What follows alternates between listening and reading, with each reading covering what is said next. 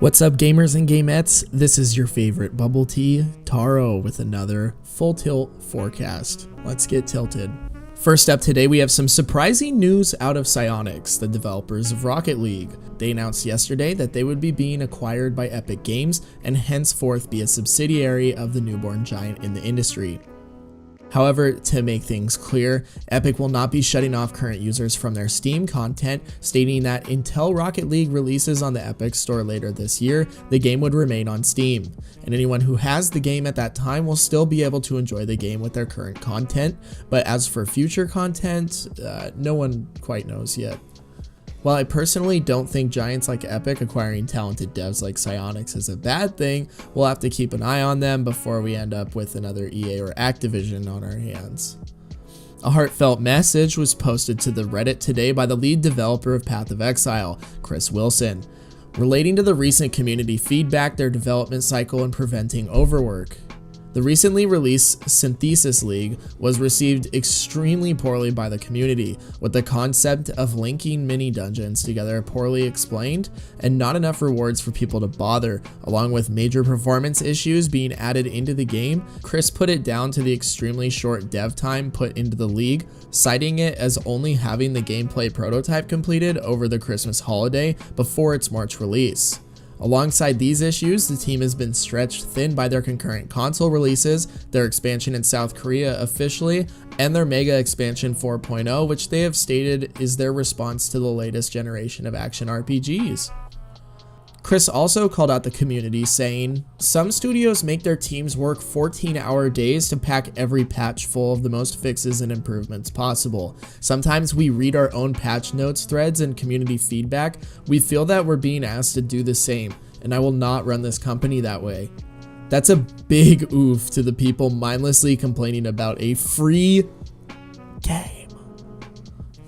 Personally, I've skipped out on the Synthesis League, but have enjoyed Path of Exile in the past, and I honestly just can't wait to see what this new league releasing in 3 weeks will entail. The May update for Xbox's Game Pass dropped yesterday, with Wolfenstein 2 being added to the service, along with The Surge, previously released on PlayStation Plus in April, and Lego Batman 3 as standouts for this game. As Game Pass keeps becoming better value, and it often being on special, I'm having a hard time continuing to justify PlayStation Plus. Maybe Sony should start leveraging their own IPs more? Lastly, for today, we had a huge reveal of Borderlands 3 gameplay in a livestream hosted by Gearbox, starring many popular streamers and community figures. They started the stream off running through some basic obstacles to learn the movement in the game, all the standards for any FPS, sprinting, crouching, etc. Then came something we haven't seen in Borderlands before, the ability to slide and climb platforms a la Call of Duty or reminiscent of Apex Legends movement, minus the inertia system. Following that, there was a reveal of alternate fire modes on guns. A couple of examples they gave was pistols that could fire mini missiles, or a chain gun that becomes a rapid fire grenade launcher, possibly changing every gun into 2. Destructible cover was also shown, as well as NPCs being able to be revived and then being able to revive the player in turn. Always something that was frustrating in previous games, if you're a loner like me and you played it on your own. Then they finally detailed the skill system. Each character now starts with 3 action skills, the ultimate abilities each character possesses, with the ability to equip 1 at a time, barring the character Zane, who can equip 2. They also talked about augmentations, items that can dramatically change those skills in the same way Keystone skills did in the previous 2 games. Finally, in the reveals, they showed off irradiated enemies that explode when killed and are quite dangerous to the player in turn.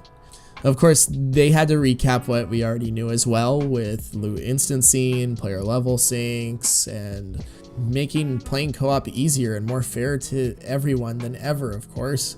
If you want the old style of dueling for loot, there is the classic mode for synced co-op loot.